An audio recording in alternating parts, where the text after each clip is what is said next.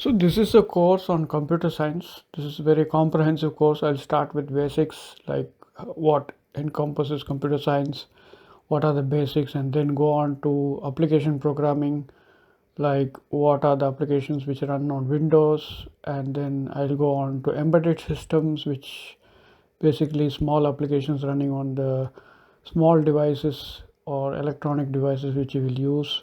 Then I'll briefly touch on web and mobile app applications, what it is. It is a very general course for anyone who begins to start with computer science or IT topics. It will cover most of the aspects.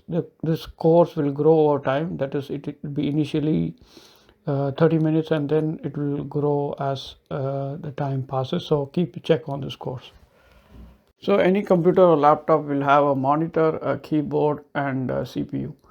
So monitor is what you see, and keyboard or mouse is what you give the data as input commands, and then CPU is the whole thing which processes and gives you the thing. So this is the fundamental structure of any basic computer. Inside the CPU, you will have more complex structures, which I'm not going to go detail, but just understand that these three are important things. That is input, output, and the processing.